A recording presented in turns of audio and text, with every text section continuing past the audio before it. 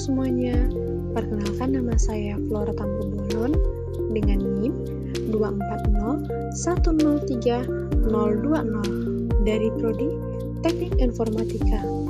Kali ini saya akan membahas materi matematika diskrit bagian graf. Sejarah graf. Graf adalah salah satu topik terpenting karena hampir semua sistem di dunia nyata bisa dimodelkan sebagai kumpulan titik dan hubungan antara titik, mulai dari jaringan jalan, jaringan internet, hubungan pertemanan, rute pengiriman barang, sampai algoritma pencarian di Google, semuanya menggunakan graf.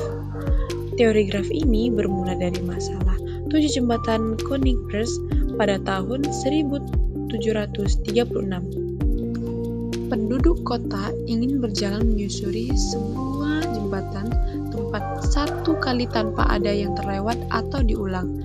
Euler kemudian memodelkan jembatan sebagai edge dan daratan sebagai vertex, lalu menyimpulkan bahwa hal itu mustahil dilakukan, dan disinilah teori graf terlahir. Definisi graf adalah pasangan himpunan, di mana kita bisa melihat dari simbol tersebut yang terdapat dalam lampiran. Jika dua vertex dihubungkan oleh edge, maka keduanya bersebelahan atau bertetangga. Ada banyak jenis-jenis graf. Yang pertama, graf tak berarah, yang dimana edge-nya tidak mempunyai arah. Yang kedua, graf berarah, yang dimana edge memiliki arah seperti A ke B. 3. Graf berbobot, yang dimana edge memiliki bobot jarak atau biaya. 4. Graf sederhana, tidak ada loop atau edge ganda. Kelima, multigraf, yang dimana edge-nya ada ganda. Yang keenam, graf lengkap, yang dimana semua vertex terhubung satu sama lain. Yang ketujuh, graf bipartit, yang dimana vertex terbagi menjadi dua kelompok. Contoh terapan graf. Yang pertama, aplikasi Maps, yang dimana vertex sebagai lokasi, edge menjadi jalannya, bobot menjadi jarak atau waktu. 2. Jejaring sosial, yang dimana vertex sebagai akun, edge sebagai pertemanan. Ketiga, jaringan komputer, di mana router dan server menjadi vertex. Terminologi dasar. Pertama, vertex, simpul atau titik. Titik adalah objek dalam graf.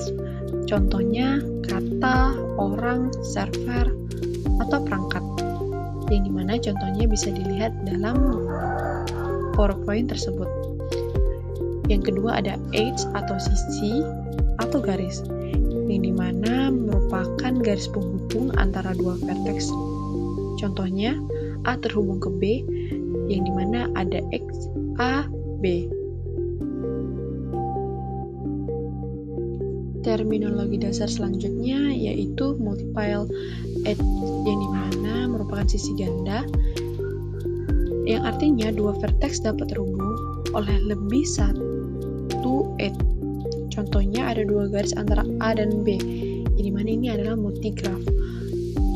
Contohnya jika ada 3 edge antara A, B, termasuk graf apa?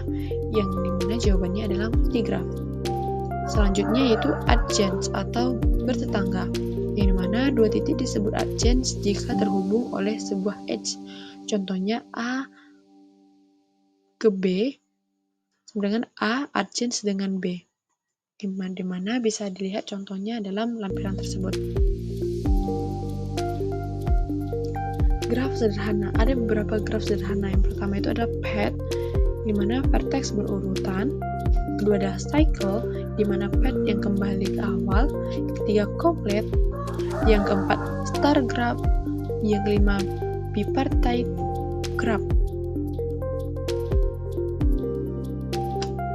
Lanjut ke materi berikutnya, yaitu pertama graf isomorfik, yang dimana graf ini terdiri dari dua graf yang sebenarnya sama, hanya digambar dengan bentuk berbeda.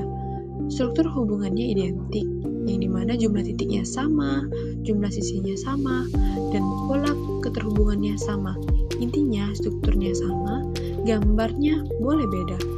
Yang kedua ada graf planar, di mana graf ini yang dapat digambar di bidang tanpa garis yang saling bersilangan.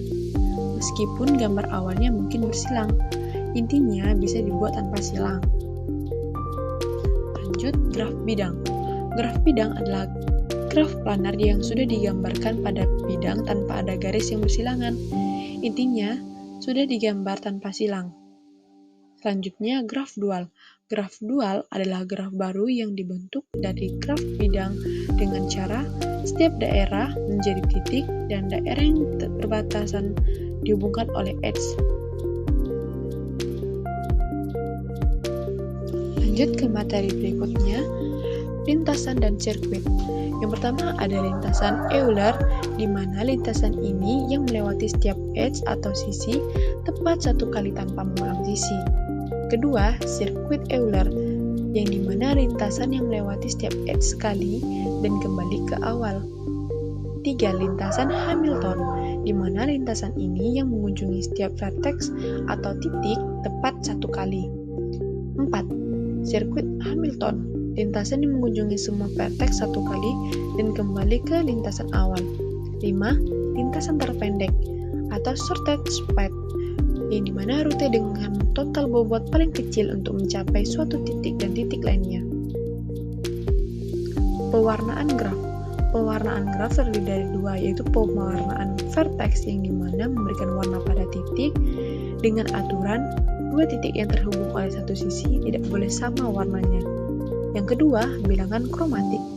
Jumlah warna paling sedikit yang diperlukan agar semua titik bisa diwarnai dengan benar. Sekian materi dari saya, jika ada yang kurang mohon dimaafkan. Salam sejahtera buat kita semua. Terima kasih.